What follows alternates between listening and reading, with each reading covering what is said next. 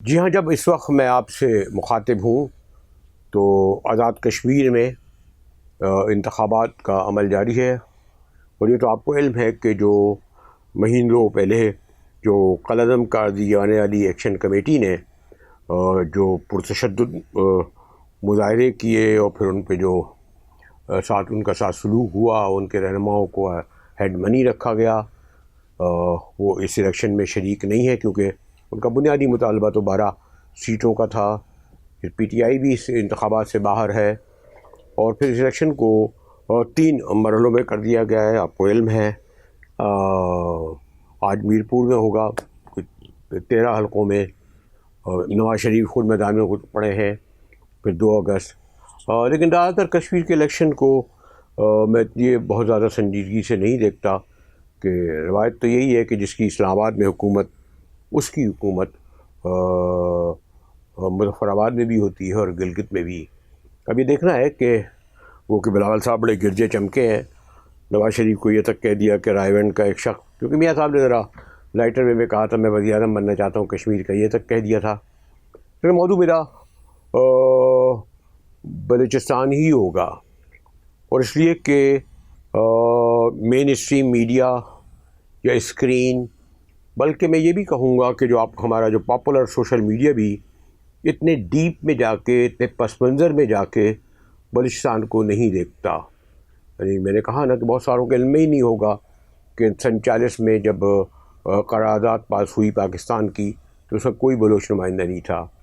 بہت سو کو شاید یہ بھی علم نہ ہو کہ 14 اگست کو جب پاکستان آزاد ہوا تھا تو 544 ریاستیں جنہوں نے جو آزاد تھیں ان میں ایک بلوچستان بھی تھا، اور پھر الحاق کوئی 8واں بعد ہوا خان آف خلاد سے، اور پھر جا کے صوبے کا درجہ ملا 1974 میں اور دوسری مضامری تحریک، اس کی تفصیل میں نہیں جاؤں گا۔ لیکن بلا شبہ پچھلے دہائی اوپر سے، بلکہ 2 دہائی کہہ لیں، نواب اکبر خان بگٹی کا اگست 2006 میں شہادت ہوئی تھی، اس کے بعد سے بلوچستان میں عسکری تنظیموں نے سر اٹھانا شروع کیا۔ اور اس سے پہلے کہ میں جاؤں کہ جولائی کا مہینہ دہشت گردی کے اعتبار سے بلوچستان میں سب سے زیادہ جو ہے دہشت گردی سے متاثر رہا، لیکن اس سے پہلے آپ کو یہ بتاؤں کہ ہمارے دوست ڈاکٹر عبد المالک بلوچ، جو پہلے غیر سردار وزیر اعلیٰ رہے بلوچستان کے، آپ کو یاد ہوگا عطا اللہ مینگل پہلے چیف منسٹر سردار تھے، اس کے بعد اکبر خان بگٹی بھی ہوئے، پھر اختر مینگل بھی ہوئے، پھر جمالی سردار نہیں لیکن بہرحال وہ جمالی ٹرائب وہ تھا، پھر اسلم رئیسانی رہے، تو پھر حسن اظہری بعد میں آئے، اب بگٹی ہیں۔ لیکن ڈاکٹر مالک بلوچ ایک درمیانہ طبقے سے تعلق، میری ان سے شناسائی ہوئی، وہ تو ابھی بھی کہتے ہیں کہ میرے تو استاد تھا رازق بگٹی، یعنی وہ جو 74 کی دہائی میں، 70 کی دہائی کے آخر میں جب بھٹو سے لڑائی ہوئی اور بھٹو صاحب کا اقتدار ہوا، تو اس دوران ایک نئی جنریشن جو تھی نوجوانوں کی، جو بی ایس او کی شکل میں تو نہیں تھی بلوچ فاؤنڈیشن کے، لیکن آہستہ آہستہ وہ تیار ہو چکی تھی، اور یہ اس دوران انہوں نے کابل بلکہ باقاعدہ ماسکو جانا شروع کر دیا تھا، وہاں کی یونیورسٹیوں میں داخلہ لیا، باقاعدہ ایک پورا سسٹم تھا کمیونسٹ پارٹی کے ذریعے، اور ماسکو کی یونیورسٹی میں یہ نہیں کہا خالی سے انجینئرنگ پڑھی ہو یا ڈاکٹریٹ پڑھی ہو ایک دو نے، لیکن باقاعدہ communist party of Soviet union کے تحت، سوویت یونین میں جو کمیونسٹ پارٹی تھی اس کے تحت جو یونیورسٹیاں تھیں ان میں بھی طلباء نے تعلیم حاصل کی، اور ان کی تعداد یقیناً سینکڑوں میں ہوگی۔ پھر یہ جو تیار ہو کے آئے بی ایس او کے لوگ، اور اس وقت ایرانی بلوچستان کے بھی، جن میں جو صف اول کے ینگ لیڈر سامنے آئے، اس میں خیر جان بلوچ، ڈاکٹر حی بلوچ، رازق بگٹی، حبیب جالب، اور اس کے بعد ہم دیکھتے ہیں ڈاکٹر عبد المالک بلوچ، نام آتے ہیں ایوب جتک، شاید کچھ نام بھول جاؤں، پھر قاسم خان جو ایک دوسرے پس منظر تھے، اور اب جو اس وقت بی آر اے ہے جس کی ڈاکٹر اللہ نظر زیادہ پاپولر نام آیا، وہ ڈاکٹر مالک کے سلسلے کے ہیں، بشیر زیب براہ راست نہیں، لیکن وہ اب جو نوجوان نسل آئی ہے اس کے 2 بڑی تنظیمیں جو ہیں، یعنی بی آر اے اور بی ایل اے۔ اور اب صورتحال یہ ہے، ہاں میں یہ آپ کو بتاؤں گا کہ ڈاکٹر مالک بلوچ سے ذکر شروع ہوا تھا کہ گزشتہ روز میری ان سے ملاقات ہوئی، ہمیشہ ہوتی ہے جب آتے ہیں، اور جب چیف منسٹر تھے اس زمانے میں بھی بڑی آسانی سے ملاقات ہوتی تھی۔ غالباً پرسکون ترین دور تھا ڈاکٹر مالک بلوچ کا، ڈیولپمنٹ کے اعتبار سے بھی، کرپشن کا بھی کوئی الزام نہیں لگا۔ پھر ان کے دور میں Baloch academy, Pashtun academy, media, سب کو بڑا سرپرستی اس کی گئی، لیکن وہ جو ڈھائی سال تھا پھر ڈاکٹر صاحب کو چھوڑنا پڑا۔ میاں نواز شریف سے بہت قریب رہے، خاص طور پر ذکر بھی کرتے ہیں، تو ڈاکٹر عبد المالک بلوچ کو ہٹا کر سردار ذہنی کو لایا گیا، اور پھر کیا ہوا، اس دوران ایک بہت اچھی سیاسی قوت کی بنی نیشنل پارٹی، جس میں حاصل برنجو اور ڈاکٹر مالک بلوچ تھے۔ اور میں یقین سے کہہ سکتا ہوں کہ نیشنل پارٹی کی اگر یہ گورنمنٹ چلتی رہتی، یعنی پورے 5 سال دیے جاتے، تو حالات وہ نہ ہوتے جو آج ہیں۔ ڈاکٹر مالک بلوچ نے لندن کا دورہ بھی کیا، اس وقت انہیں فرانس جانا پڑا، ریکوڈک ابھی بڑا مشہور ہے، اس کا کبھی آگے چل کے ذکر کروں گا۔ میری بھی ملاقات ہوئی، وہاں ہمارے ہائی کمشنر واجد شمس الحسن تھے، اور انہوں نے وہاں پر خان افقلات سے بھی بات کی۔ انہوں نے جو ناراض بلوچ جنہیں کہا جاتا تھا، بگٹی، مربیار مری اور جو لوگ تھے، اس سے بھی بات کی، تو انہوں نے ان سے ایک راستہ کھولا مذاکرات کا، انہیں واپس لانے کا، اور وہ دعویٰ کرتے ہیں کہ شاید 60% 70%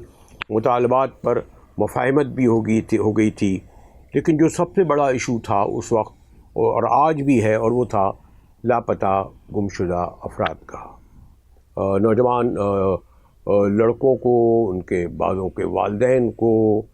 پھر خواتین بھی اس کی زد میں آ گئیں۔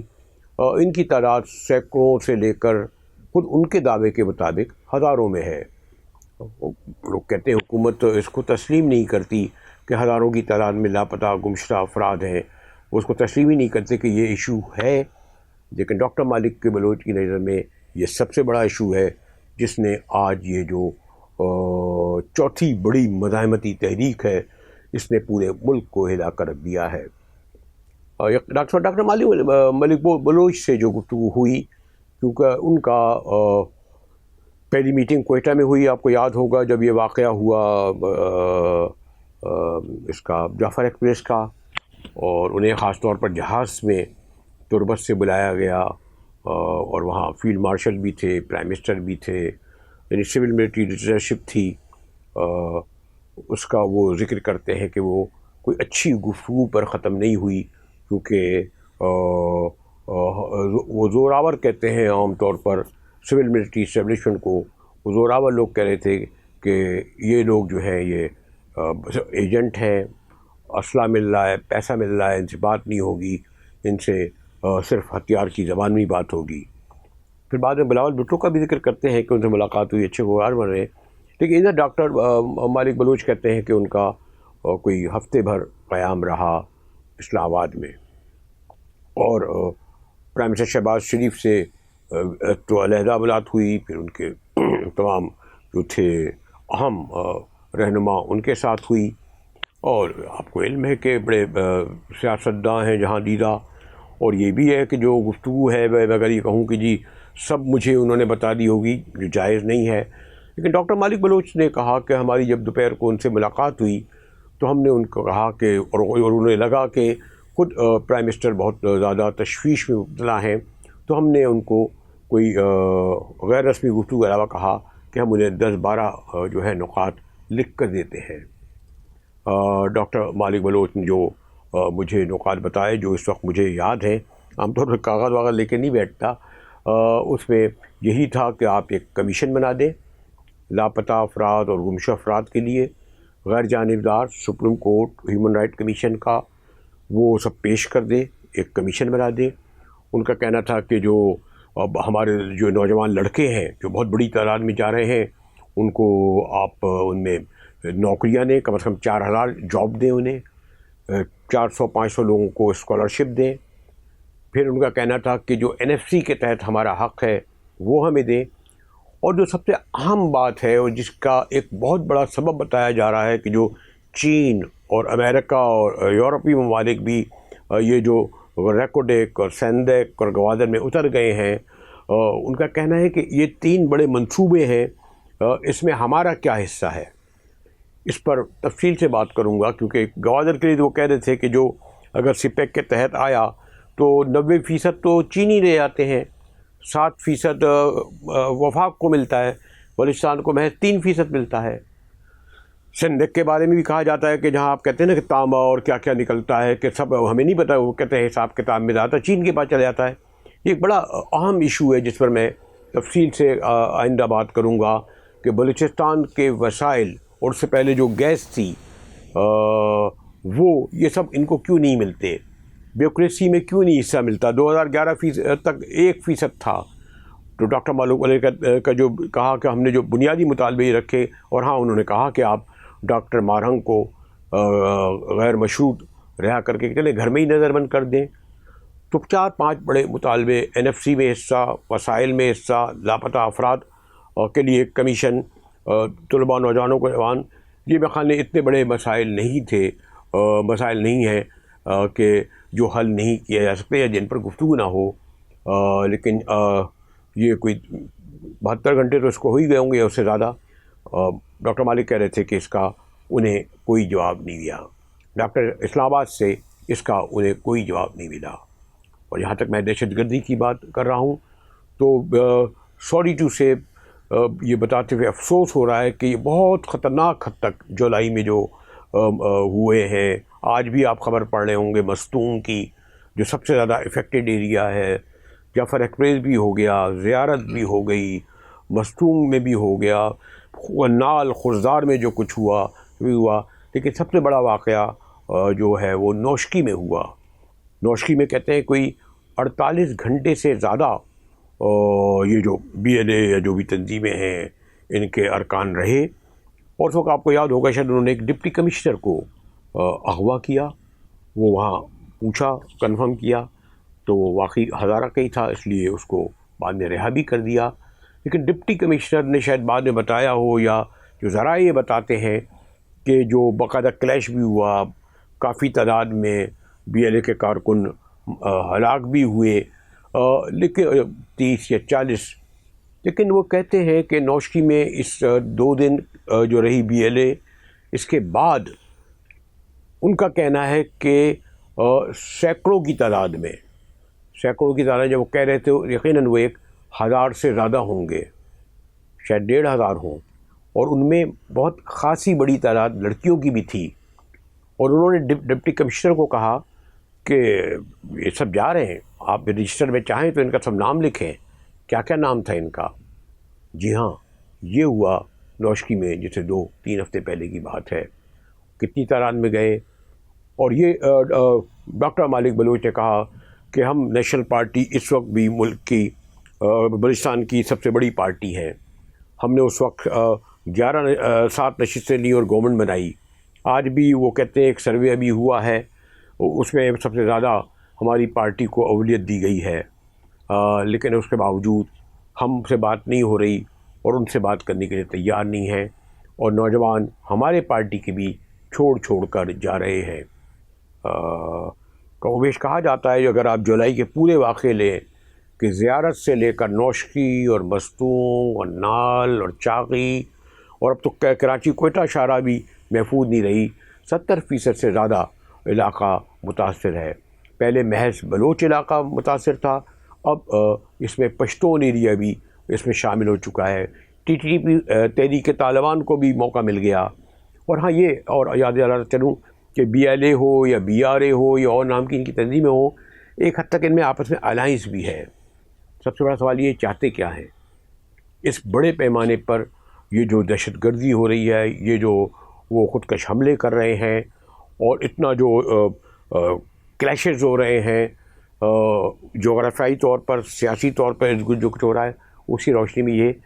کہ اس کا انجام کیا ہوگا۔ مجھے تو اور میں اتفاق سے میں نے ڈاکٹر مالک سے بھی پوچھا اور جیسے اور لوگوں سے، یہ اس کا کوئی مثبت جواب دینے کی پوزیشن میں نہیں ہوتے۔ یہاں تک میں آیا ہوں